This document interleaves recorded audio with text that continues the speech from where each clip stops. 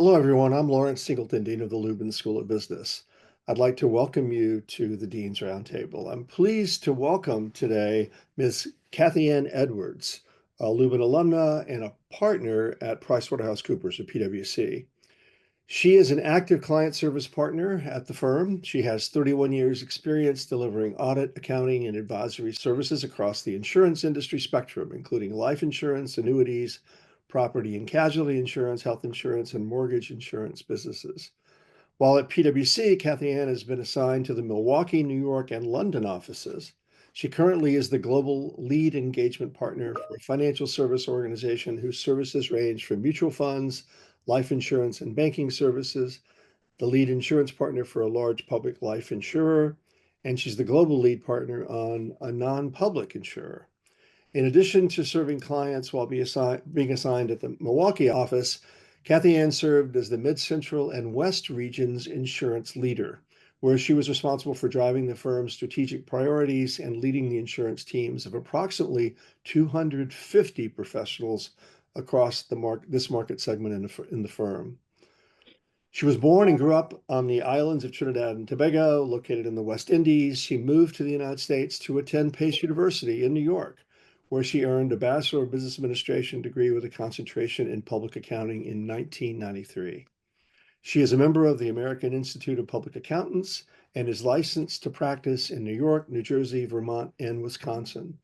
She's also a member of the New York State Society of CPAs and a lifetime member of the National Association of Black Accountants. Kathy Ann has been very active in community service. She has served as the chair of board of directors for the Mesmer Catholic Schools, as a board member of America Scores, University Scores of Milwaukee, Marcus Center of Performing Arts, and the Finance Committee of Boys and Girls Club of Milwaukee. Kathy Ann lives in Warren, New Jersey with her husband Earl and her 14-year-old daughter Madison. Please welcome Kathy Ann Edwards to the Dean's Roundtable. As I was telling her before we got started, it's really, I'm really thrilled as the Dean of Lubin to see successful alumni come out of Lubin like her, who've come here, in her case, from an international background. She came from the Caribbean.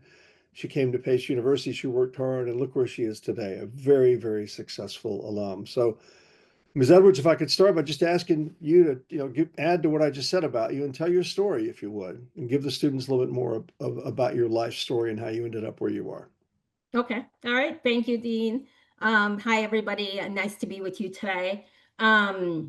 So a little about me. I mean, I think the summary Dean just went through kind of gives you a snippet, but I can give you a little more around how did I even land up at Pace University, right? And what my experiences were at Pace and how I think it was absolutely shaping and life shaping to be where I am today, right? And so I grew up on the island of Trinidad and Tobago. One of my teachers in high school actually was a graduate of Pace University. So she lived in New York, went to Pace, and came back to the island to teach, and she taught accounting. And so she was one of the people who kind of framed me. So I kind of followed the British system of schooling there, which you do O levels and A levels, and I did all of those in accounting before I got to Pace. And I was just saying this to the dean. I mean, growing up on the island, it's kind of limited of what your choices were: the University of the West Indies and University of West Indies. So then I convinced my parents that the right thing for me was to go overseas. The only school choice I had was Pace University. And the only reason was because they were going off of what my teacher had said, right? She went there, you should go there. There wasn't any 25 applications and 25 application fees and choosing between colleges. I did not have to do that. And so landed up here in New York. Never been outside of Trinidad for probably more than 6 days, right? We came to New York on family vacations and it was limited, right? So get into Pace. And I think a funny story is my mom showed up like 8 months in because I came here by myself. 8 months in, and And she came to school and then she saw it's like, hi. And she's like, do you go to class? Right? Because I knew so many people. But the key part was, I think one of the first things on campus I did was met with one of the accounting professors, who then I also met with two of my lifelong friends who were involved with an organization on campus called NABA, which is the National Association of Black Accountants. And I met those two guys by sticking a flyer in my face to come to a meeting. And I was like, oh, really, dude? Did go to that meeting. Those guys are my lifelong friends. NARA was absolutely important in shaping my leadership skills on campus. And then up to today, I am a lifetime member of NARA, right?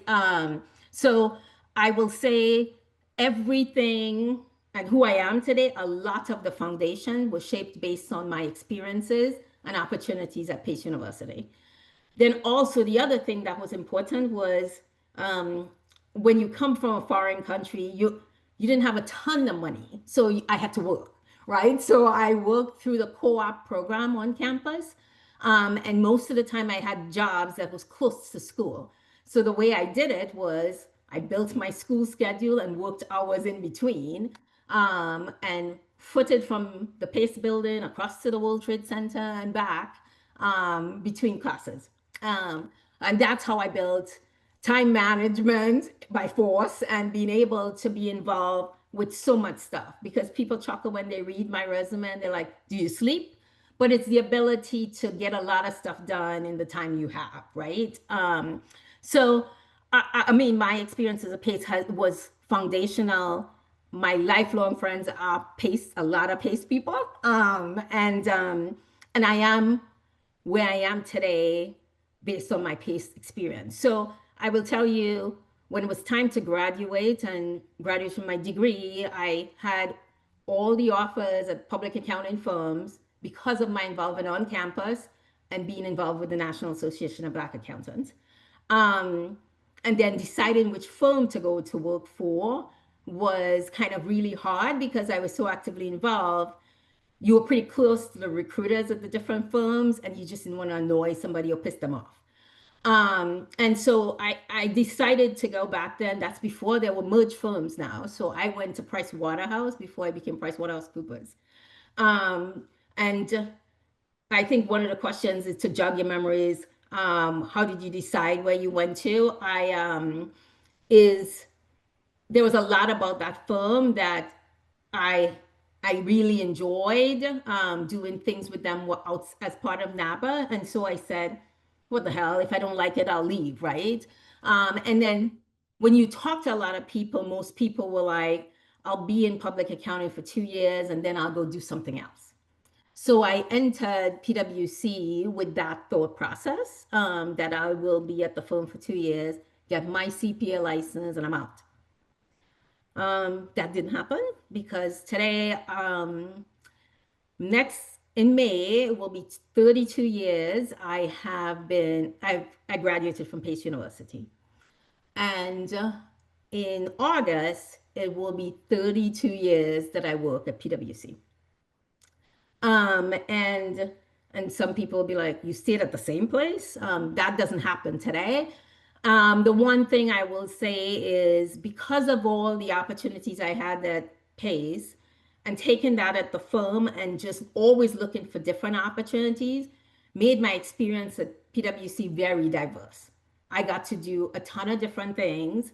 I started off doing retail and manufacturing clients, switched to financial services, insurance, and people will be like, insurance? That's not the most sexiest thing. And I was like, when I was asked to switch to insurance, I was like, that's only about dead people. What am I doing there? Right? Because coming from working on clients that had inventory and stuff like that, which was tangible brand names that you really knew, it was a little difficult to switch to insurance, but I did it. And I think it was the best decision I made, because I don't think I would have been a partner in the firm if I didn't do that.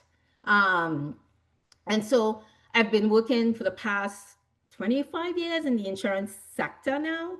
Um, the different experiences I've had at the firm largely was people just tapping me on the shoulder and asking, do you want to try something new? And I feel every time that is, I would be like, I just tried something new. It was only a year ago I did something different. And so my first 5 years in insurance, I worked primarily in life insurance. Then I was asked to, would you consider going on an international assignment? Um, and my choices at that point was Singapore, London, and Bermuda. And I bet you will guess, because I came from Trinidad, my first choice was going to be Bermuda. Lots because the weather was pretty close. I thought people just get to wear shorts to go to work and stuff like that. And my coach at the firm said to me, when you do something like that, you need to do something that's a distinctive experience. You need to take yourself out of your comfort zone. And if you go to Bermuda, it will be same old for you. So I think your narrow choices will be either Singapore or London. And I'm like, ain't going to Singapore, too far. Because if I start crying, nobody could come get me quickly. So I think London, the flight is a little shorter, so I'll do that. So I spent 2 years in our London office. I always think about it as when I showed up in London, um, my mom and my sister went with me to set up my apartment and then they left. And I walked around my apartment that day and thought, what the hell did I just do? Because I knew no one in the London office. I knew no one in London. Um, but the interesting part was when I got up on Monday morning, figured out the tube that I needed to get to the London office, got to the London office. It was amazing to feel like I wasn't anywhere different, right? Because the PwC experience is always so similar no matter where you are. Showed up in the London office and you felt like you weren't in a different country. And so I spent 2 years in London, came back to the US, worked in a number of other insurance companies in the New York area, made partner after 14 years with the firm, um, and spent my first 5 years as an insurance partner here, supporting one of the big insurance accounts as one of the auxiliary partners. As I'm about to wrap up my 5th year, I was asked to, again, do something different by, we need a partner in Milwaukee, Wisconsin. And I said, where? And they said, Milwaukee, Wisconsin. And I said, never been. They're like, don't worry, 90 miles north of Chicago. And I said, that doesn't sound like it's Chicago.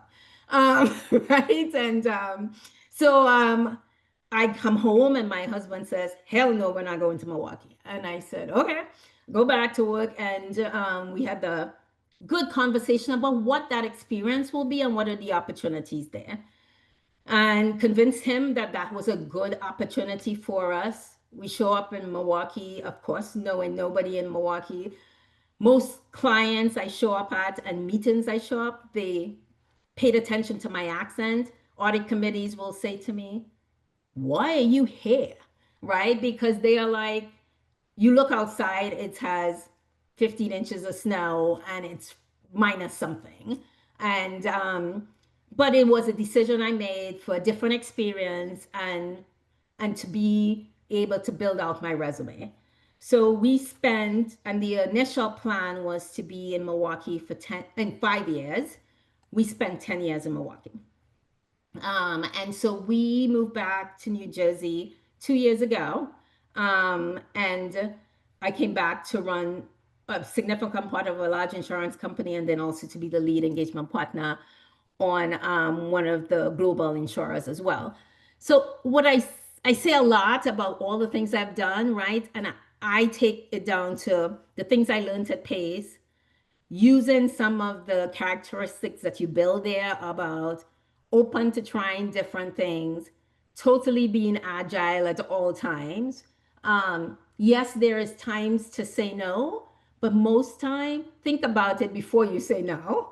And really, really be open to trying to being uncomfortable, right? And I think in all the things I've done, every one of them has been uncomfortable. But you figure out how to get comfortable, because once you get comfortable, then it starts to get really boring.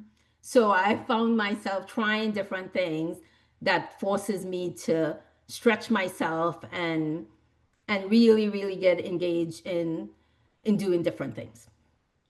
So I'll stop there. I said a lot, but if there are specific questions people have, I'm happy to do that. Or if Dean, you have questions for me. If, Oh, that's great. Thank you, Kathy. That's a great story you have to tell. No question about that. Great success. And now I'd like to open it up to everyone on the call to ask their own questions. Take advantage of the opportunity to interact with this very successful alumna of Lubin. You can submit your questions in several ways. One is you can do this, raise your hand like I'm doing it. You can raise your hand using the Zoom raise your hand function, or you can put it in the chat. And Molly McGinty is going to be manning the chat. So any way you'd like to do it, please take advantage of this opportunity to ask questions of Ms. Edwards. Let me start off well, the first question, but I know where you came from. I always think about people who come to PACE, international students in particular, and we have many of them here today, and a lot of them on this call, I think, on this Dean's Roundtable, I think. Were there any particular challenges you faced as an international student, as someone who'd never been in New York City before? And any tips you could give to students who may feel homesick or may feel like, why did I come so far away from home? Just tips you could give people that might be helpful to them. Yeah. yeah, I mean, I think you do feel homesick. I mean, I'm not going to be shy about that. But I think if you absorb yourself into the experience at Pace, you wouldn't feel as lonely yet. And I think that's what I did. Um, I got to know a lot of people on campus. I got actively involved on campus by the organizations NABA, Caribbean Students Association, and anything else somebody wants me to do, I'll do it. Because that gave me an opportunity to keep myself busy, one, but also to really to get to know people. Um, and that's when people start to invite you to lunch. Then somebody will invite you over on the weekend, and that's how you kind of build a network, right? I say that to my daughter now because she went to Wisconsin when she was 2, came back here when she was 13. So everybody can imagine what kind of drama that is to get a combination of a 13-year-old coming back to middle school, coming to 7th grade, and really highly upset because all her friends she left in Wisconsin. And I try and compare and contrast. I said, I mean, you could, in these days, you could do FaceTime, you could talk on the phone. I couldn't call Trinidad as often as she calls somebody in Wisconsin now because our phone bill would be ridiculous back then, right? There's so much technology now to still remain connected with others. It's a total different game. So I tried to compare and contrast what that experience is. She'd be like, "No, mom, you're just full of it." But right, but it is it's a way to still connect with people from where you came from, and it's not as expensive as those days when I got showed up here. Great. Thank you. Um, I know that there continues to be a shortage of CPAs in the United States. I'm sure in your practice you face that all Hmm. the time. What kind of opportunity, as a result, what kind of opportunities do you see for those students who are now accounting majors looking to be CPAs for them? What's the landscape look like in the future for people, given that shortage? I think you'll be extremely busy, right? Because when I mean we our job will not. It may be altered by everything that's happening with AI and all of that, right? But everything we do still needs the solid independent perspective that we bring, right? Um and and the ability to compare and contrast when you experience things at different clients and stuff like that, that I think our our demand for us will only increase, right? What I think we also have to do, if I was back in now a student, will be also thinking about what a combination of other skills I want to make sure I know, right?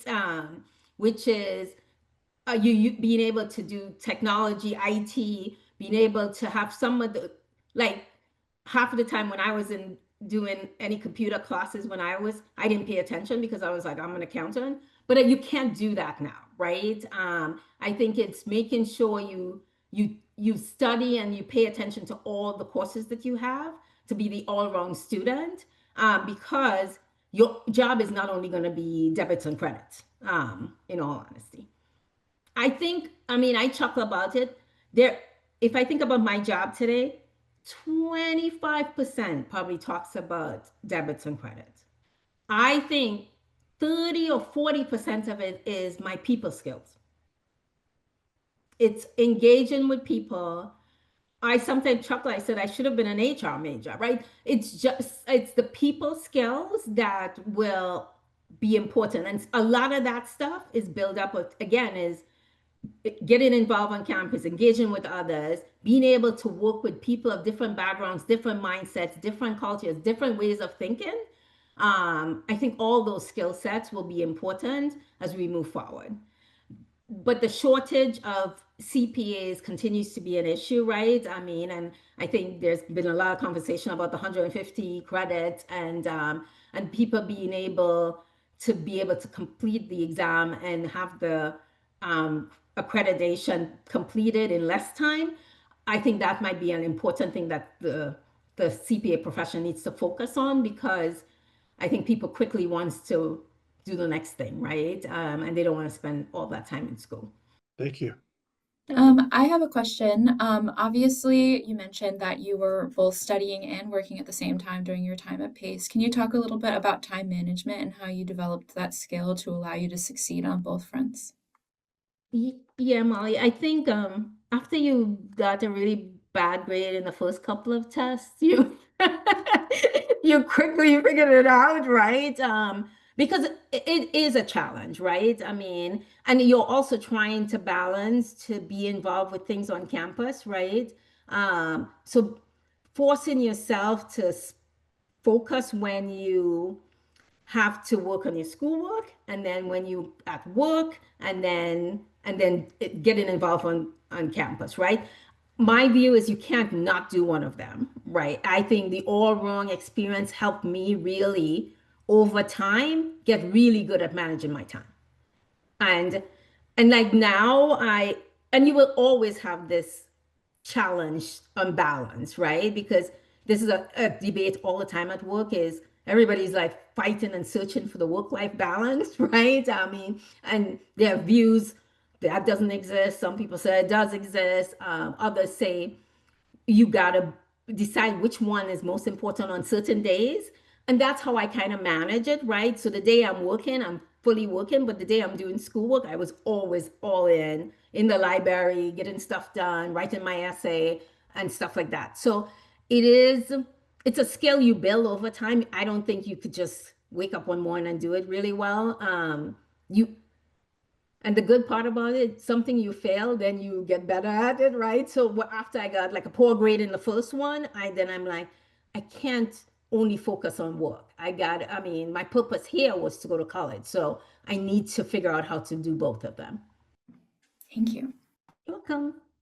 If you have any questions, don't hesitate to raise your hand and put it in the chat. Take advantage of this opportunity, as I've said before. Could you talk a little bit about technology? You mentioned AI. I know that things change every few years. It seems like we do things so differently. How has that changed, during the time you've been at PwC? And what do you see in the future?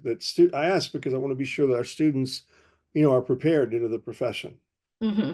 Yeah, I mean, I think the technology continues to evolve every day. I mean, the one thing I really enjoy being in public accounting is because every year a new batch of students come in and they know much more than me. They are always teaching me something, right? So I think it is it is the continued evolution of technology and staying ahead, right? Or staying up to speed, because you could get left behind, right? So it's figuring out how to stay up to speed. You don't have to know everything, because I don't, but it's like trying to just stay at least to know what's the next big thing, right? Like right now, the big thing at the firm for us is using AI as like GP chat. We have our own chat GPT, right? Our own version of that. And it is helpful, because before I would have searched, how do you account for revenue rec? right? And I have to go read the whole FASB. Now I can just put that in. I can give some specific characteristics of the contract that I'm looking at, and I will get spit out. Here's the section in ASC 606. Here is what you should be thinking about. Now, I can't just give that to my clients or give that to the staff. I still need to understand it. I need to say, does it truly apply to the facts and circumstances I'm dealing with? But it helps to facilitate and expedite your work. Okay, so we have a question in the chat from Albert. Looking back, what experiences early on in your accounting career, either at Pace or after, proved most pivotal in shaping your trajectory? So I think most of those experiences are when I tried something different. I think a lot of companies and focuses on and really embraces people who are open to trying new stuff. And so I think that was absolutely important for my trajectory at the firm, and because I was just willing to try stuff, willing to go to London, willing to go to the Milwaukee office, but willing to, right? I mean, if I always played back in my head, like if I didn't do some of those things, some of the things that came after wouldn't have happened, right? So the way I kind of think about it is always open to trying new things, and the things that I did differently was absolutely pivotal in my where I am today. Thank you. And another question. From your experience, how has the role of accountants changed in response to increasing regulatory ESG and data transparency demands? The regulations is just endless, honestly, right? And so is figuring out how you stay abreast and up to speed with that. I mean, working for a public accounting firm, they are pretty good at that because the amount of CPE we do, that's staying ahead of those. But the regulations and the requirements from when I started to today is just enormous. Because I started the firm before Sarbanes-Oxley, right? And that I think was one of like the biggest changes I had ever seen. And it's all good, right? But it required a ton of work and incremental stuff that we have had to do. And with ESG, I think there is still uncertainty of what gets passed and what doesn't get passed right now, right? So I think a lot of our clients and what we as seen people do is kind of wait and see where the regulations land. But I think what is challenging is always staying abreast of what regulations are coming, when is that, and how do we quickly address the requirements. Does that answer the question? I'm sure I covered everything. You're obviously a very successful business executive. What is your typical day like, if there is such a thing for you? Not every afternoon on the golf course, I don't imagine. Well, Larry, when I was a staff person, I looked at partners and said, I really want that job, right? Because half of the time they were on the golf course, they were at long extended lunches, right?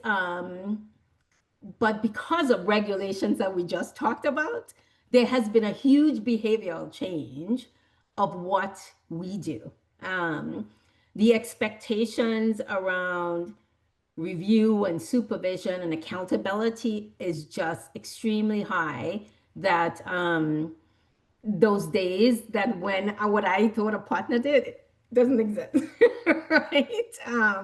But my typical day isn't really typical, right? I think I talk about this all the time. Every day I start off with a list of things I'm going to do today. And most end of the day, I probably accomplish one thing on that list. But I will say everything else I address was burning at that point in time, right? I mean, there's a new client issue. There's a new staff problem. You just adapt as quickly as you can to deal with the issue at hand. And again, this goes back to the cornerstone of just being agile. I had a question. So I'm an international student, and I've done my chartered accountancy in India, which is the CPA equivalent here. Currently, I'm doing my MBA in analytics. I wanted to understand what your experience has been when dealing with whenever you have international students coming in as a part of your team. What's your experience been with them who've not really grown up in the financial landscape of United States and probably don't have that much knowledge about the regulations and the laws of the land. And what is that advice you would usually give them to be able to bridge this gap if they're not necessarily looking to convert and do a CPA? Mhm. CPA would teach them those technical things, but apart from that, how can an international student maneuver this landscape? Yeah, I mean, I think a lot of it is probably a lot of training, right? So internally by us, there's a ton of training, so people will be up to speed based on the curriculums for a staff person, a senior, and stuff like that. But if you are not at the firm, right, there are lots of organizations to get involved with that will keep you, like the AICPA, for example, right, or the New York State Society of CPAs. There's a lot of programming that will also help you to stay abreast of all the changes that are coming, and there's courses and sessions and seminars, right, that will keep you grounded in all the regulations that are in the forefront of us. So that, I mean, but for us, most of the time is just training. Yeah. We have another question in the chat from Trista. So you mentioned that about 25% of your job involves technical skills like debits and credits, and that 30 to 40 is focused on people skills. What would you say that the remaining 35 to 45% of your work usually involves? It's a mix of other things, right? It's also understanding our clients' business strategies, right? And having a point of view and perspective. I think the days of just being an accountant doesn't exist, right? It is just being able to understand what industry the company you're working with is in, what are the challenges and business challenges they're dealing with, staying abreast of the market landscape, how people are thinking about their investment portfolio. It is just the breadth of truly understanding businesses, right? And how they navigate and how they make money and their operating earnings and how they tell their story, is other parts that I spend a lot of my time on. Thank you. And a follow-up question to that is, what's your secret to developing strong people skills when working with clients? I try to show up as authentic as I can be, right? Because it is hard work to pretend who you're not. So the way I focus in all my client relationship is to really show up who I am, right? I'm not suggesting to say, talking slangs and do all that kind of stuff, right? Or all my home conversation, but really truly showing up, so people could get to know who you are as a person. Because most of the time our clients are just normal people too, right? They have fancy titles and they are a CFO and a CEO and stuff like that. But at the end of the day, they are humans. They want a connection. And I think I have found when I really get to develop that kind of relationship with people, there's always going to be bad news at some point, right? You got your accounting wrong. You don't know how to account for something. When you get to having a difficult conversation, if you've built a foundation of really getting to know a person from a relationship, it's not that hard to do that, to deliver bad news. So my way of approaching relationships amongst my clients is really focusing on getting to know who they are and them really getting to know who I am. And then using that to build a relationship on a go forward business from a business perspective.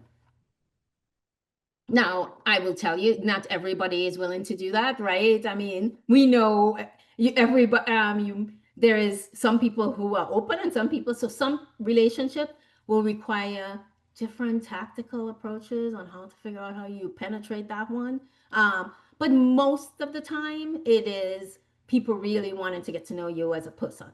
Thank you. We have another question from Albert in the chat. What would you say the top 3 skills to thrive at a partner at PwC would be? So I don't want to sound like a broken record, but too, it's like agility, right? And openness to trying different things. I mean, the decision to do this, it's hard work, right? I'm not gonna sugarcoat it, right?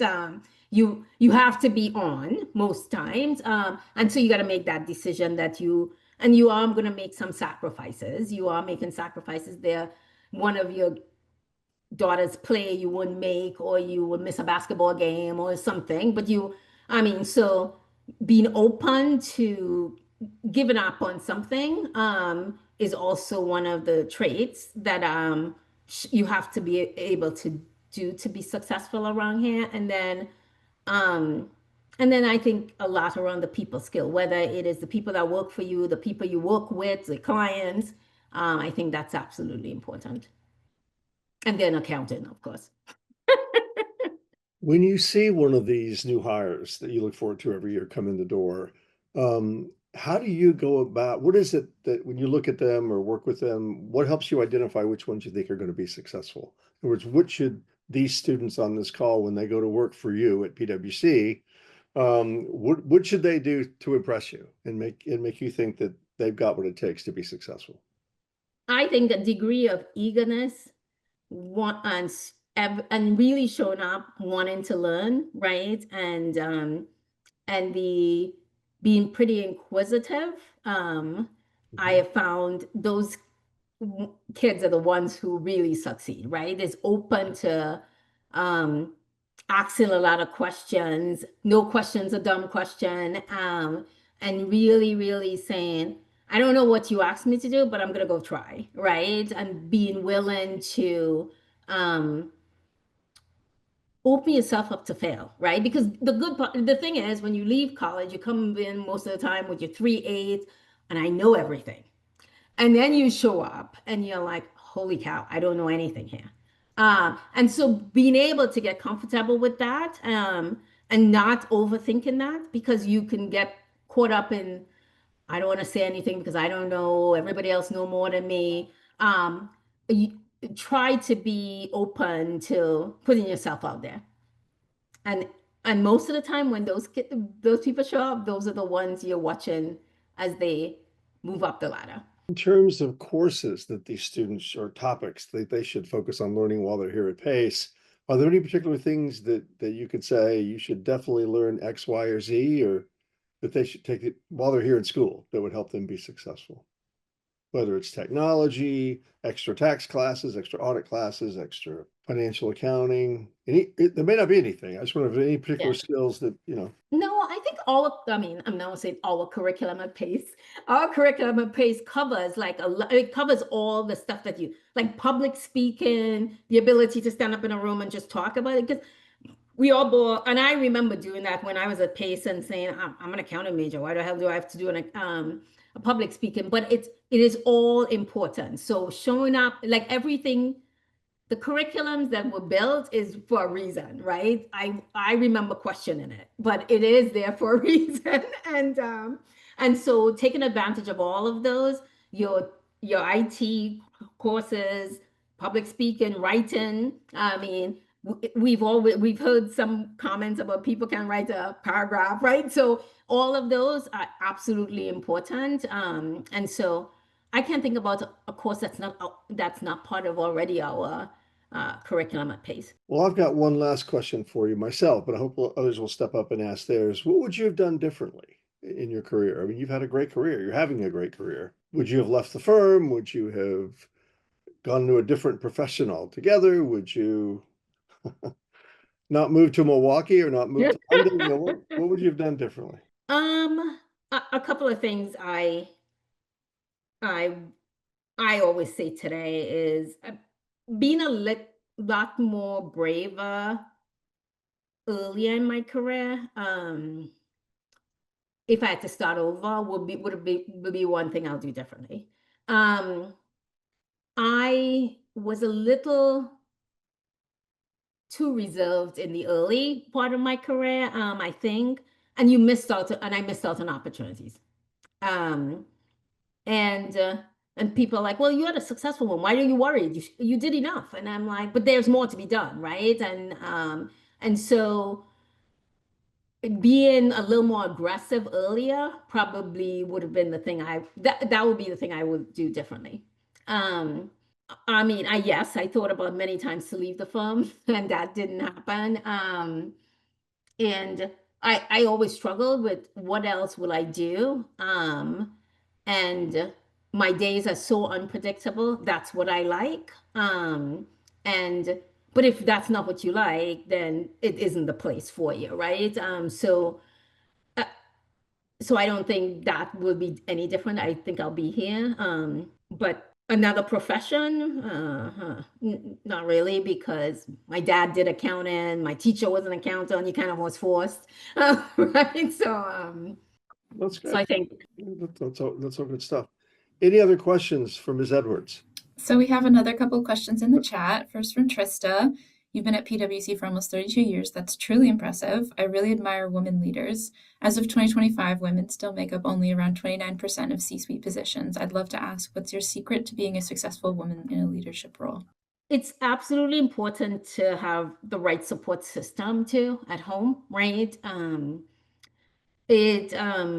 So whatever decision you make, it is you don't feel guilty, right? And that's one challenge you have, right? And so making sure you have the right support system at home has been absolutely instrumental for me, in order for me to do the things I have done. I think COVID made a huge change in how we work, right? And how much travel people do. Before that, I probably would have been on the road 3 days a week, depending on where I need to be in a hotel. That has changed significantly subsequent, right? Because we've all figured out you can do a ton of stuff without having to get on a plane. And so that has been helpful. But I still think I work more hours working from home, in all honesty, right? Sometimes I don't come out of this office until like 9 or something. So I think the support system at home and making sure you have the right support, whether it's your parents, your spouse, it's a roommate, like making sure you have people who you can count on is absolutely important, especially for women to get stuff done. Thank you. And we have a question from Olivia in the chat. What part of your job do you find most rewarding? So I've been fortunate for the past 2 years that I sponsored somebody who became a partner.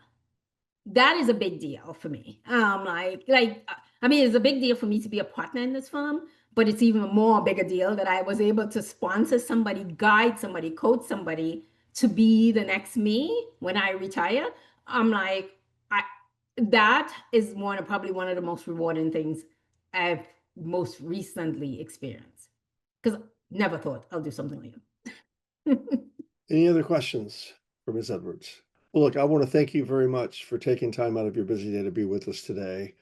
You've added a lot of value to the education of these students and everyone who will watch this on video. We have a small token of appreciation to you. Unfortunately, I can't hand it to you over this camera. Thank you. Please look for it soon at your home or office. And I want to thank everybody else for being here today on the Dean's Roundtable as well. No, thank you so much for having me. I mean, I haven't spoken for PwC, I spoke for myself, but if there are questions you have around about the firm or myself, I'm happy to answer those. Thanks, everybody. Have a wonderful Thank you. Have a wonderful evening. Okay, bye-bye.